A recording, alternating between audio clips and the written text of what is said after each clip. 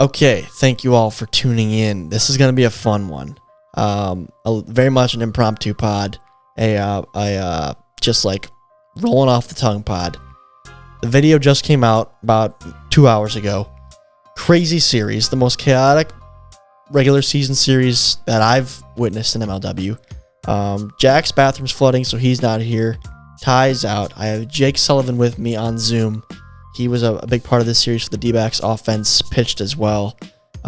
Just chaos. Chaos to get into from all three games, 2 locations. And after the series chat, we quickly talked about fantasy football for 5-10 minutes. So for those of you who are into the NFL and fantasy, feel free to tune into my bold decision in my draft and then our excitement for football because it smells like football outside. So without further ado, this is the Pipe It Up podcast, and cue the intro.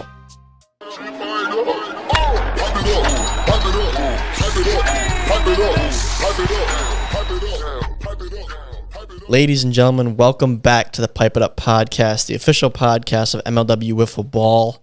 What a week in Wiffle Ball. Crazy series. Upload just came out a few hours ago prior to recording this. I got Jake Sullivan with me from the Downtown Diamondbacks coming off the series win, but I think just to list this one as a series win is an understatement. So with Jack being out, Sully, hang tight. I just want to quickly recap what happened in this series.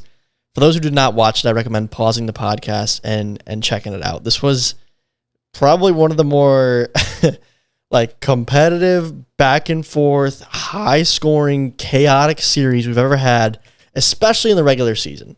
This one was one for the ages. Game 1, the D-backs won by a score of 8-6. It was a back and forth battle. I think there was grand slams on both sides, if I'm correct on that. The D-backs ended up winning it in dramatic fashion. The Gators rallied late, and the D-backs snubbed the rally. Game 2, the D-backs wound up winning in 5 innings, 11-10. Yes, 11-10. No, this is not the 2021 opening day series between the Cobras and the Gators. 11-10 final score. A game in which I think the D-backs blew a 6-1 lead, then the Gators blew a 10-6 lead, and the D-backs wound up winning 11-10. It was nuts. I don't know if I remember an extra inning frame where a team scored 4 runs in the top half and then gave up 4 in the bottom half to go to another extra inning. That's how chaotic Game 2 was. Because of the duration of those first 2 games, it got extremely dark in Game 3. We played, half a frame or a full frame in Game 3? Yeah, I think that's right. Yeah, it was a full frame. And then the series postponed due to darkness, and it was resumed at the Wiffle in the Mitten tournament at the Legacy Center in Brighton, because that's when everybody was going to be all at the same location to finish the series. This was, again, something that we'd never done before. I'm sure Kyle's brain was going all over the place trying to figure out how to coordinate that, but it seems like, and Jake, you can chime in here, it seems like you guys were probably talking as it was getting darker and darker about what you were going to do to finish this series, because unless that was piped in audio in post-production, Kyle said while at the field that day, I think we're going to finish this one up at the Wiffle in the Mitten. So were you guys all chatting about what you were going to do while the series was ongoing?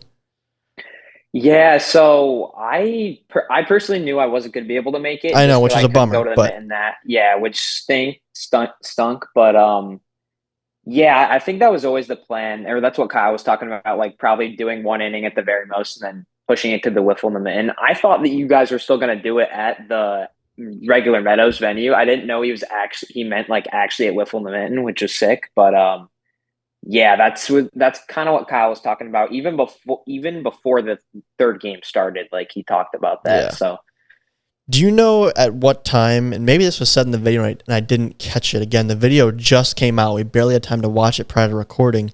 But what time of the day was that game actually played in? Was it early in the day, midday, late in the day, Saturday or Sunday? Do you know when during the Wiffle in the Mitten this was played? During the Wiffle in the Mitten itself, I don't know. Okay. I'm pretty sure. I want to say it was early on Saturday because I was following my On the Rise guys, and they said that it was during one of their games. It might have been like midday Saturday, early day Saturday, but it was kind of around then. I know it was on the first day though.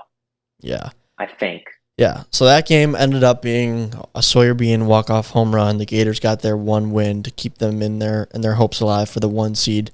The postseason race just couldn't be closer, though. It's pretty crazy. But Jake, thanks for joining today. Unfortunately, Jack, and we invited Ty to come back as well to continue our segments with him. But Ty's on vacation with the family up in Mackinac Island. You can check that out if you're unfamiliar with the Michigan area. It's northern Michigan.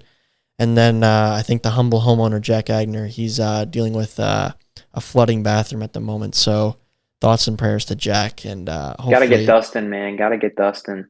Yeah, we got to give Stags a call. Try to figure that one out sooner rather than later. But so just Jake and I today. But Sully, this was a crazy one. Definitely not something that many of us veteran players like myself have experienced. You know, I've experienced the series that are being played in the dark, and it's never a good feeling. You were there for that. But I've never experienced the whole multi-location on a whim type situation. So I'm sure you're like, holy cow, is this normal? I can say it's not normal. It doesn't happen often, but I mentioned the darkness. I want you to talk about, because you were there, and I've been a part of this too, how much darker is it at the field as you're getting later and later in the evening into late game 2, early game 3? How much darker is it actually at the field versus what the folks at home are seeing on camera on the video? Yeah, I mean, all 3 games kind of blurred together. That's how crazy the series was, but it was definitely darker in person than it showed on the camera. I agree. It's usually very dark in person, and I mean, I know all the players wanted to continue, but it was probably for the best that we stopped because I'd imagine that, or at least I pitched game 3. I wouldn't say it was insanely hard to like find the zone in terms of like actually throwing it and seeing the board, but I could tell hitting like it was a lot harder to see it coming in off the pitcher's hand. So it got very dark. I mean, I would argue it was probably hard to see at all, let alone like see a pitch out of the hand. Because I can remember our NLCS in 2022 getting pretty dark, and that whole game 3, yeah, I was really struggling to pick pitches up. But you guys did it. It was just so many balls in play. I don't have the tally off the top of my head as to how many balls in play there were in this series, but it had to have been a season high, if not a high for at the Meadows ever. So much on both sides. I mean, what were you seeing from Sawyer and Jeremy? Like, does it surprise you that on the D-back side of the ball, your offense was so productive? I mean, the Pipe It Up audience is very familiar with, like, some balls moving more than others. Like, was this a situation where the pitchers weren't comfortable, or were the offenses just that good on this particular day? Yeah, I mean, I really feel like the offenses were just clicking for whatever reason that day. I'm always confident in our D-back offense and for us to be able to get the job done. But I think, yeah, like you said, in terms of balls in play, like that was the most all season, even for us alone as a team, not to mention the Gators. But I think it was just kind of a situation of where guys would get a little wild and then we were just hitting them at the right time to where we'd put a lot of runs up. I think it was, like you said, there were a lot of grand slams this series and that So kind of many. contributes to those high scores. I But know. yeah, it was wild. I mean, like even me as a pitcher, obviously, I think I gave up like 6 runs. I didn't feel awful. Like I really didn't feel like I did anything too bad. I just walked in a couple and then Chris hit a granny off me. But Chris. uh, yeah, I mean, and even Jimmy too. Like I thought he pitched pretty well, even though he gave up 10 runs in game 2. I think the bats were just so hot that day for whatever reason. Yeah, the Gators offense impressed me in this one. I mean, I know that your offense with the D-backs has firepower between Norp, yourself, Pishka. There's just a lot of big bats there. You've been hitting the ball really well this year, which has been a surprise to me because, again, I think, Sully, I joked with you about how I was told you were a PO coming into the league. Definitely not the case. I think, with the video just coming out, the stats aren't out to the public yet, but I want to say you're hitting over 350 now, a couple of bombs on the year, so you're just raking. I don't know. Do you feel settled in? You've played in what? 4? You've played in all 4 series, or did you miss one? No, I've been in all 4. All 4. Mm-hmm. I'm sure when we talked to you after your first series, your feelings were a lot different now playing in four of them. I'm sure you've gotten a feel for MLW and the series and the camaraderie. Like what has changed, you think, between your debut and now Slate 4? How has your game sort of evolved and adjusted to the MLW style and the league play? Yeah, I think definitely understanding like the movement of certain pitches. And I think it was actually like so embarrassing. I want to say through my first two series, I didn't even have a walk. And even though I was hitting the ball well, like I was just kind of just like going up there, just trying to hit. But I've kind of let pitches, I've soaked in more pitches and really tried to get on base any way I can. And I think that's how I've evolved as a hitter.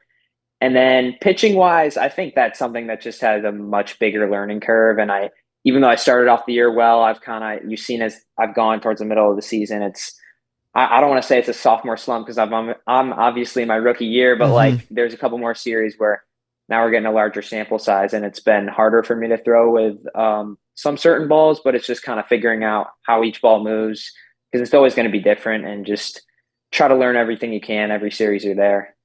Yeah, you mentioned you're on the rise, buddies. On the rise is the team that Jake Sullivan plays with in the MLW tournament circuit and even some of the national tournaments outside of the MLW sphere as well. Have they been giving you a lot of feedback on your game, watching your film, texting you about your MLW appearances?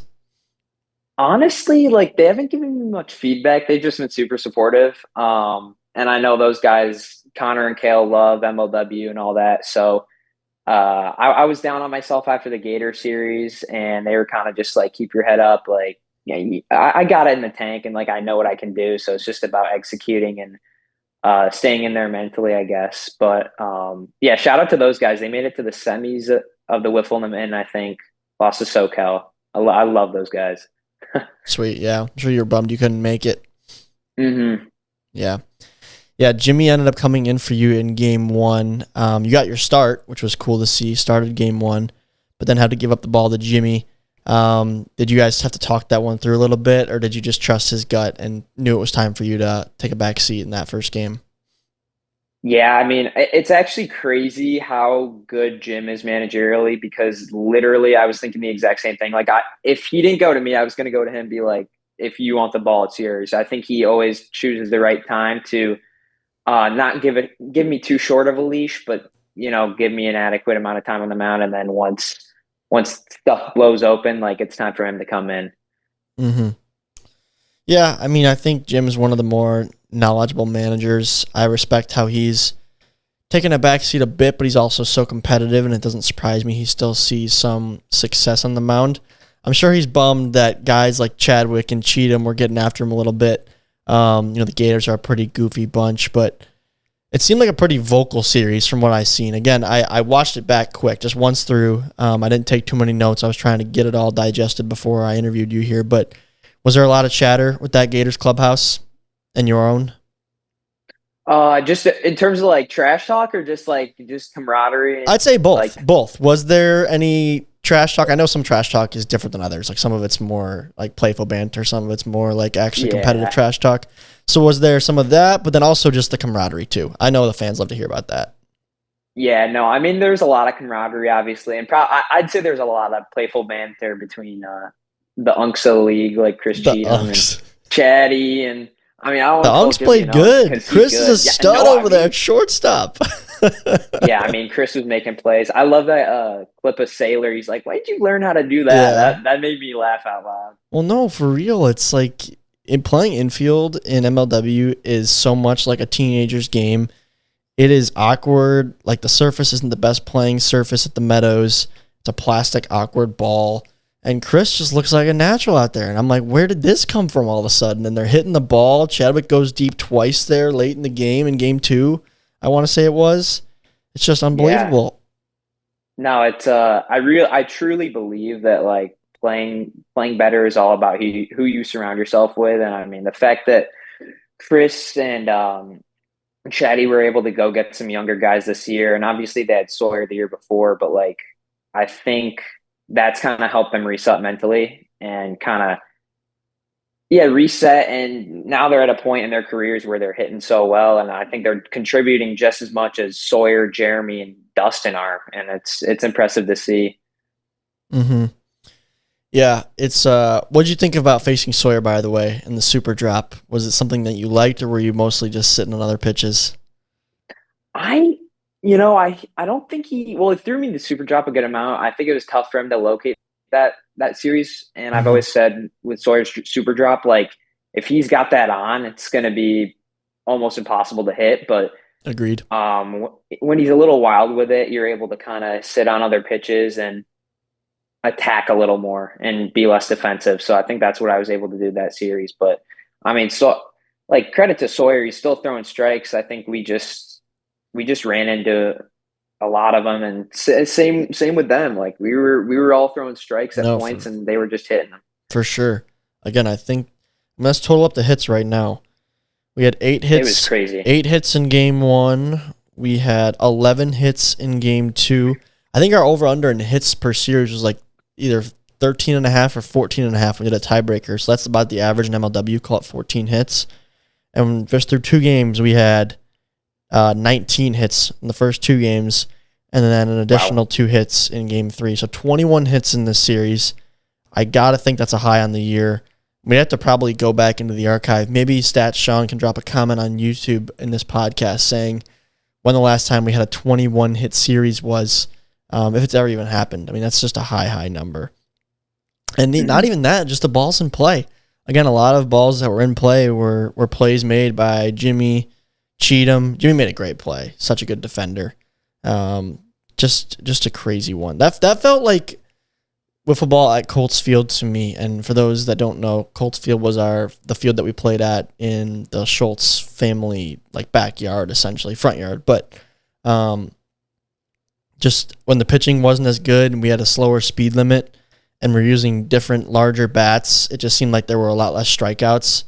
And Hmm. this series was just there was strikeouts for sure, but just so many hits, and it was exciting to watch. And to be honest, again, it's been a new perspective for me, not just last year, not just this year, but this year and last year.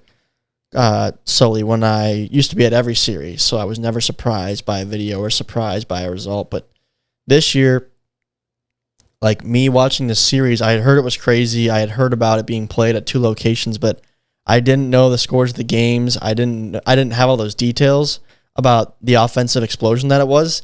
So it kept me on the edge of my seat, and it just seemed like those first 2 games would never end. Like I wasn't sure how long game 2 was going to go, and I saw it was a 40-minute YouTube video. So, and it was cool to see the relief on your guys' faces in the game 2 celebration after the walk-off hit. Yeah, for sure. Kyle's always a great announcer and very unbiased, but I wouldn't blame him. And I think he probably was like, can someone just win this game in Oh game yeah. two? Because he really wanted to get that third game going, and we just would not finish that one. So it was just such a fun series to be at for Yeah. sure. I know, but the fact that you guys grinded out game 2, which again you had won, then it was lost, and you came back and won it again. That was big because if that's the difference between being 5-7 and 6-6 at this point in Hmm. time, so now you're sort of sitting in the middle of the pack. And I'm sure Jimmy delivered that message probably throughout the game about the importance of winning this series. Yeah, absolutely. I mean, even where we are in the standings, like I don't feel like we're towards the bottom of the league, but we just are. And at this point, I mean, every single game is pretty much a playoff game. You really got to win everyone you can because you know it's going to come down to probably the final game at the end of the season as it looks right now, but we'll see. Mm-hmm. No, I think it will. We'll see what happens. This is actually a good transition. We'll do a little mid-interview comment of the week here, but depending on how Preds and Eagles go, we could very well see like the most bunched up standings that almost seem fake through 12 games a team. Because here's the comment: if the Preds 2-1 the Eagles, then there will be 5 out of the 8 teams being 6-6. So listen to this, folks. I'll read this off to you. If the Preds beat the Eagles 2 out of 3 in this next series coming out, I think this Friday, back on schedule. You'll have the Gators at 7-5, the Mallards at 7-5, and you'll have the Eagles at 6-6, the Magic at 6-6, the Cats at 6-6, the D-backs at 6-6, and the Predators at 6-6, and then the Cobras down at 4-8. That's crazy. That is Yeah. crazy. And it's funny because, I mean, Sully, I don't know if I forget if you're a longtime listener or not of this podcast, but Jack and I used to talk about how it seemed like every year there was more and more parity. And I think that's definitely apparent right now with how the standings look, regardless of what happens in that Preds-Eagles series. But the intent of bringing the two divisions together was not to like create more parity. It was more so to give new matchups, the opportunity for a different variety of matchups throughout the season, to provide more drama throughout the year because there was seeding from top to bottom that mattered versus just like winning a division on each side and you can get distance there, and same thing goes to the bottom of those divisions. But I think with the combination of matchups and the increase in talent in this draft class, it does seem like the teams are more even than ever. I mean, you don't got to name any names, Sully, but honestly speaking, how many teams in the league do you think have a legitimate chance of, let's say, getting to the World Series at this point in time? In your head, you don't got to name names, but how many do you think could make it to a championship series, World Series? Like, you just want me to give you a number? Yeah, give me a number. I think it's 7, Tom, which is crazy to say, but I think 7 of the 8 teams could genuinely like be in the World Series. Like, I could see it. I'm tempted to say the same. I'd almost, and again, they 6 or 7. They started strong. Yeah, I'd say 6 or 7. And again, right now the Preds are sitting in 7th place.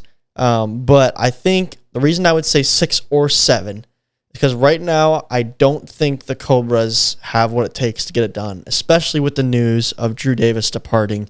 We'll see where he ends up, but I just don't think they have what it takes in the tank to do that, let alone make the playoffs will be tricky for them.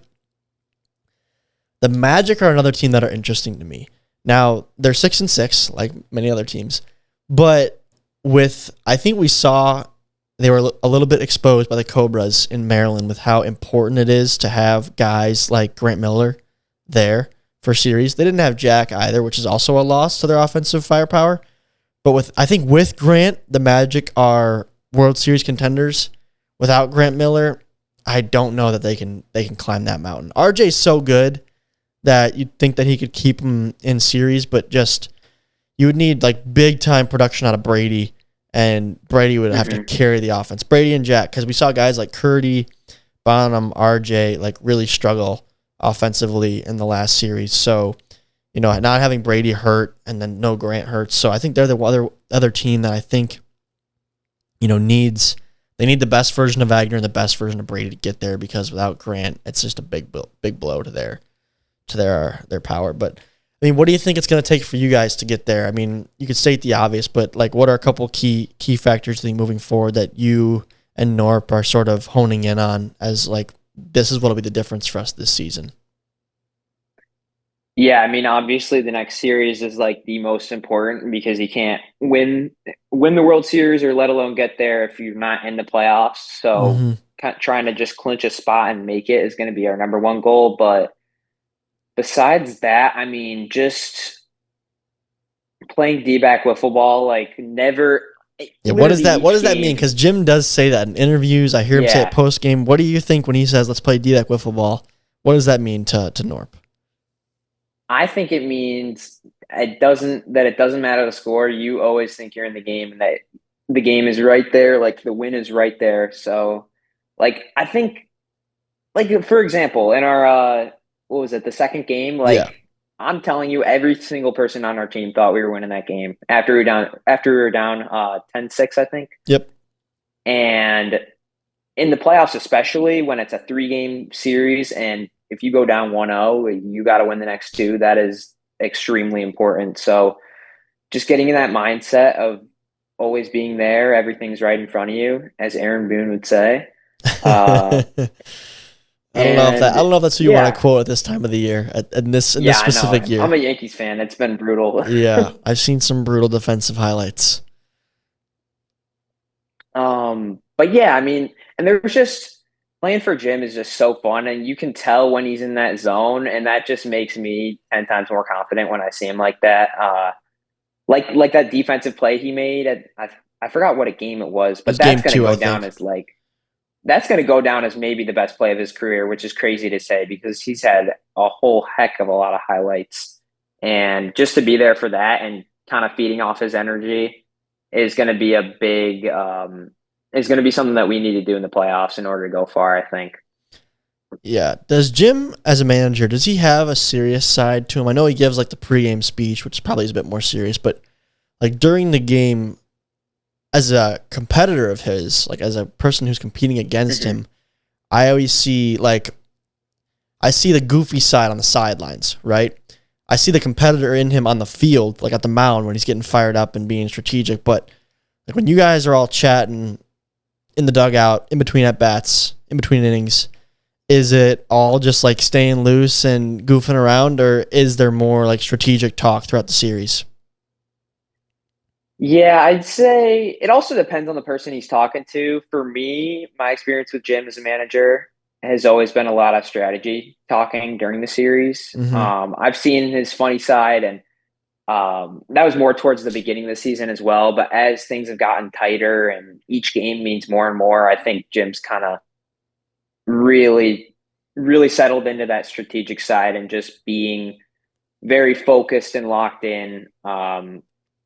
Not in an overly competitive way, but in a perfect way that makes me feel loose and feel confident in our team and our ability to win at the end of the day. So Okay, yeah. that's interesting because yeah, as someone who plays against him, whenever I see him before the game, between the games, after the games, he's always just smiling, goofing around. But Hmm. I know that he's in your guys' ear, probably giving you all kinds of info on guys' pitching tendencies, situations, things like that. But he is like you. The D-backs is one of my favorite teams to play against. I know the roster has evolved a little bit over the last couple of years, but like the core group has always been competitive in the best way. So I'm sure it's been a pleasure for you to join that squad. But how are you meshing with the goofiness? Do you think you're finding your niche there? Oh, I love it. Yeah. I mean, I got to be in a room with them in St. Louis too, so that Mm-hmm. always helps. But it's just yeah, I mean, every guy in the league honestly has just been great to interact with and talk to. But yeah, especially my team, such a fun group of guys and yeah, more than anything, I just want to win it for them, Yeah, at the end for of the sure. day. So that's what Yeah, matters. it was a bummer to not see you out there for the final half of Game 3. Obviously, the circumstances did not allow it, and the Gators ended up getting the walk off. But Heath, with a lot of pride, Jonah Heath was out there and has to pitch without you. Norp out of eligibility, and he pitched pretty well. I mean, what did you guys? What was all the chatter in the group chat with the D-backs after the game? Maybe after the video today, just seeing Heath's effort. I mean, he gave up the walk off, but just to go out there and throw strikes to me was impressive because it's not easy at all, and he hasn't pitched in 2 seasons. Yeah, I mean, it was super impressive. He was throwing strikes better than me, so I commend him. And honestly, I think people may forget, but I threw like three straight walks in at the beginning of game one, and then Jim pulled me, put himself in. So even if I was there, I wouldn't have been able to pitch. And Jonah did a great job. I mean, he threw strikes, and that's all you can ask for. And I mean, he put us in a position to win and probably needed a couple more runs. But if you're giving up 2, 3 runs in MLW, I think that's more than winnable, in my opinion, with how hitters are hitting these days. Yeah, and you said that he was throwing more strikes than you, but the one thing we didn't talk about yet, Sully, is the weather that day. The wind sounded loud. It looked wet. How hard actually was the rainfall? Because through the camera lens, it didn't look too bad, but then it would cut to the GoPro angles in some parts of the video, and it looked wet. So was it a pretty steady rain, or was it coming and going? What was going on? I want to say it was a steady rain, and it might have slightly picked up and then went back down at some point, but it was a pretty steady rain. Nothing great. It didn't really feel like solid droplets, and Okay. maybe at one point it was, but wasn't anything too bad. And I mean, I'm never one to blame the weather. I think it was more of a me issue that day in terms of throwing strikes. But yeah, the wind was blowing a lot left to right, which is why in the videos you guys might have seen my stuff sliding a lot. And Mm-hmm. I do have that slide drop, but it was sliding almost a little too much to where it was very hard for me to locate that. Yeah. That's definitely a problem. We've talked about it for pitches like the super drop, about how like it moves too much, it's hard to control. But I had days I remember where my slider was like I have an arm slot. And I couldn't if I threw it more over the plate, it would slide so much. But then if I tried to adjust more towards the hitter to aim more inside, then the same sliding action wasn't there. So like it would either hit a batter or go way outside. I couldn't find that happy medium. So I'm sure you experienced that too from the left side. Absolutely. That's actually that's like very similar to what I was experiencing actually, just from that slide drop arm slot, and I kind of Okay. tried doing some other arm slots, but yeah, it was difficult. But again, at the end of the day, like everyone had to experience it, and yeah, no excuses. I mean, just try to do my best, but Mm-hmm. wasn't enough that day. Mm-hmm. How are you going to attack a guy like Ryan Cratch in your next series? Playing the Preds in Slate 5. Oh man, I mean, I'm always someone who likes to attack batters, but it's going to be hard to attack him. And even Will you if I'm attack going to him? attack him, is the Yeah, will you question. attack Yeah, him? That's probably a better question. that's certainly a talk for Jim. Okay, you're gonna delegate But that yeah, decision to Jim. It's a smart response, smart media response. yeah. I mean, maybe earlier in the season, like you consider going after him more, but especially when every game means just that much more, and like one Ryan bomb could be the difference between making the playoffs or not, then it's kind of something you got to consider. But I'm really excited for that series. It's going to be a great time. Yeah, yeah. You got Warda, you got Russell in that lineup as well. You faced lefty as well, and Jason Chadwick here, and then Warda lefty. How do you feel about facing left-handed hitters? Do you prefer it? Hate it? What's your thoughts? Honestly, I'm trying to think. I don't feel much of a difference unless I kind of test some certain pitches. I don't want to give away my insights necessarily, but I'll test some certain pitches. And if guys from the left side don't see them as well, then I like facing lefties more. But it really depends player to player and person to person, Mm-hmm. if that makes sense. Okay, that's fair. Well, good luck against them. I gotta figure out who I'm gonna predict. Jack and I will do our predictions next week's podcast for Slate 5. Although after this one, Sully, I mean, I don't know if you've been following along Jack and I's prediction bet, but I had the D-backs in this series. Jack had the Gators. So I think my lead, let me check my notes to be certain, but I think my lead is 30-23 because I got 3 more points Oh against Jack. man. So I'm starting to gain some ground. And in the next series, we both have 2-1 Eagles. So at best, Jack is gaining 1 point on me. It's not looking good for Swagner. Definitely has some hot dogs on the horizon. So we'll see. But predictions coming next series. Sully, you're back at school, you said? You moved back into BC? Yes, yeah, I moved back into Boston College like 2, 3 days ago. So just had first day of classes today. All went well, Syllabus and week? yeah. Sorry? Syllabus week this week? Just Oh getting. yeah, syllabus week, syllabus week. It was pretty easy. Honestly, like this is probably a hot take, but I find syllabus week to be like one of the worst and most boring because it drags on for so long. It feels so long. Interesting. I think it's a great week just because I don't want to do school. I didn't want to do school. That's true. That's true too. Yeah, I gotta say, when I think of Boston College, I think of last year because Michigan State played you well in football last year. I don't know if you follow football too closely at BC, do you? I do. I was there for that game. It was quite electric. It was an electric game, but I remember my roommates and I were talking before the game, and we're like, I think this is a game that Michigan State could possibly win. And then we realized it was the red bandana game, and we're like, we're not going to win this game. It's just written in the stars. We're not going to win it. It's just too much emotion at stake. So Yep. I don't know if you know when that game is this year, but you let me know because I wanna watch that because I know BC's going to win.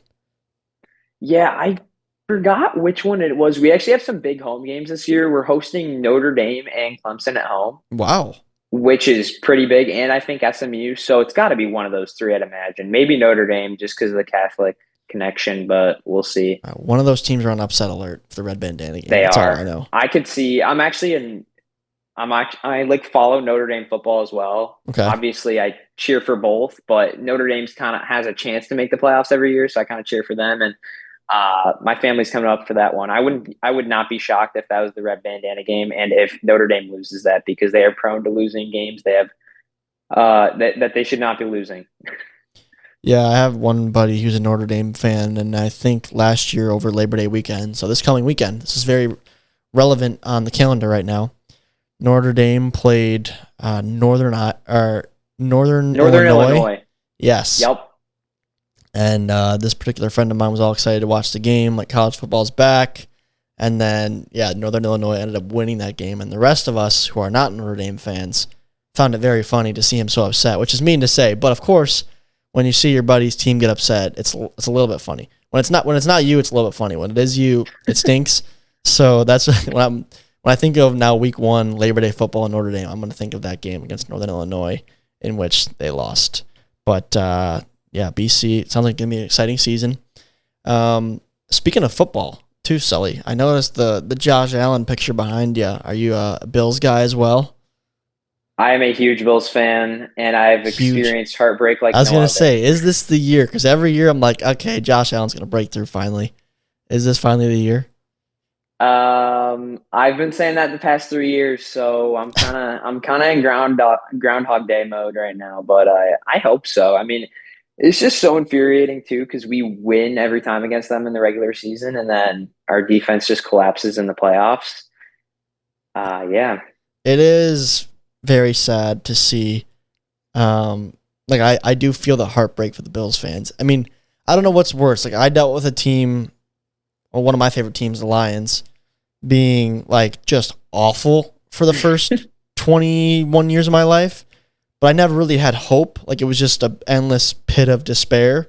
Whereas you guys always have your hopes up, and then your dreams are crushed in the playoffs. Mm-hmm. So I don't know which one's worse. I think I would still take being a Bills fan because you do just get to see a lot of winning football and a lot of meaningful football. But you've lived that heartbreak. But what are your thoughts on that debate?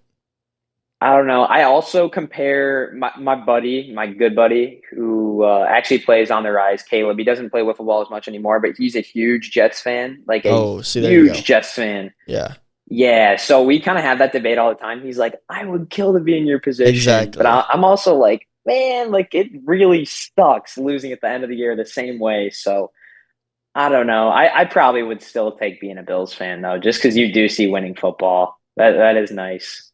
Yeah. I didn't draft Josh Allen in fantasy. I didn't get the chance. I think he went like in the second round of my draft. I made a bold decision. I know there's some fantasy footballers that listen to this podcast. Without Jack today, we have some time.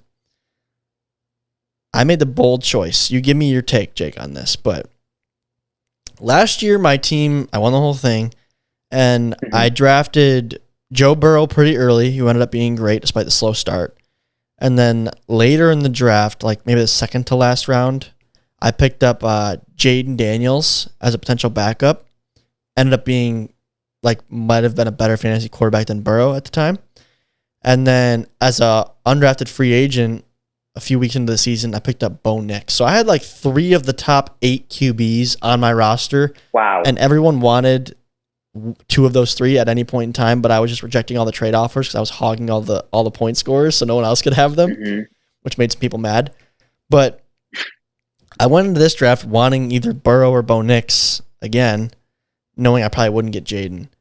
And I was faced with the decision in I think the 5th round of our draft where Nix was there, Brock Purdy was there. I don't know why, but in the moment I was like, I don't know why I'm feeling Purdy, and I took Purdy instead of Nix. Is that a mistake? Oh man, I don't know. That's crazy though. I'm not gonna lie, I have the same like kind of like way I draft in terms of just like I'm feeling this guy over another guy. So I kind of understand that, It but just happens, man. In the heat of the moment, I was like, Bo Nix was a rookie. Like, can he do it again? I don't know. yeah, there is a big sophomore slump occurrence in the NFL, so I could see that happening, but Purdy's also gonna have to prove himself big time just because he doesn't have as many weapons and like pieces around him as he did when went to the Super Bowl. I know, but you're totally right. And the receiving core is a little bit scary, but I have a feeling about the Niners. The Niners always find a way to figure it out. And it seems like if they have a down year, then they bounce back the next year. So I've had that feeling in my head as a competitor in the NFC with the Lions now. Like, everyone's thinking about the Eagles and the Lions as like the two teams. Commanders as well now have entered that conversation. And I just think the Niners are going to be right there. I don't know why I've been saying that. And I'm like, Kittle's going to have a huge year. I wanted to draft Kittle in fantasy. And so then when I saw Purdy and Knicks, I think Purdy actually had a higher projection, shockingly. Maybe that was part of the reason why my brain was like, maybe I should take Purdy. But I went with Purdy. And we'll see if I regret it. So I'm very much this morning, and I saw a tweet on this that said the same thing after I said it on the phone to one of my coworkers. This morning, Monday morning, August 25th, it smelled like football outside. It had the fall air smell. It wasn't too warm. The sun was shining, but it was only like low 60s here in Michigan. And I was like, football. Like, it just had that feeling, and I got so excited because I really do love, well, I'm a big baseball fan. I like college basketball, but the league I follow the closest is for sure the NFL. And I love football, and I'm very excited to start watching football again. So I hope you guys all share that joy with me. And I would love to read through your fantasy football takes if you have any in the comments. If you want to rant about fantasy football, feel free to shoot me a DM, put it in the comments. I'm assuming, Jake, do you play fantasy football by chance? I do, yeah. I actually haven't had any of my drafts yet. We always do them very late. We always do too, and this year, like, people weren't free, and we had to do it early, which sucked. I love drafting, like, right before the season starts. Me too, yeah, in case, like, any preseason injuries. Yeah. So, how many leagues are you in, by the way? Gosh, I usually only do one. Me too, I'm a one-league guy. I'm a one-league guy. But I somehow got roped into 3 this year. I really hope that doesn't... Yeah, I hope it doesn't mess with my mojo, because I actually won last year. I was like 500 and snuck into the playoffs and had a crazy underdog Cinderella run to win it. So I was very pleased. Yeah, my roommates and I just had a conversation about this in depth before our draft. This is going to be our league's 9th season that we created when we were in high school. And maybe it was early college. But anyways, I've actually won 4 times of the 8 years, which is not... Or sorry. 3 times of the 8 years, I think. I went to 4 championships. 3 times I've won it. And the other 3 times, or the first 2 times, I deserved it. And when I lost in the finals, I thought I deserved it. This year, same thing. I did not deserve to win. I was like a 5th place team, I want to say. And we have a big 8-team playoff in our 14-team league. And then I just squeaked by my playoff matchups one by one. And then same thing in the championship. I just kind of got lucky. So this was my least deserving one, but I had a heck of a time rooting for my guys and watching. I love football. I could get into football all day. But it's a wiffle ball podcast, but I got to talk about football sometimes. I apologize. It just happens. So no, I love football too. I don't blame you, Tom. It's football season. It's almost football season, and we're excited about it. It's playoff whiffs. It's football. It's fall season. It's just, we love summer, but you got to admit that early fall is great with postseason baseball, postseason with football, and football getting going. So I'm just really excited about it. But Jake, we appreciate you coming on the show here, filling in for Jack as a guest / I guess even co-host in this episode. Yes, sir. Next week, hopefully Jack will be able to join us in addition to Ty. If you haven't been tuning in, Jake, Ty and I have been going through like the differences in our interests because he's 9 years younger than I am. So it's been kind of fun to talk about like what social media platforms we use, what music artists we listen to. We want to do movies next time to see how our movie tastes differ and what's popular in his generation versus mine. And I've been enjoying those conversations. So hopefully we have Ty back next week as well. We'll be breaking down the Preds versus Eagles series and then making our predictions for Slate 5. So tune in next week, everybody. Eagles Preds dropping this Friday on YouTube. Thank you again to Jake, and we will see you all next week. Thanks for listening.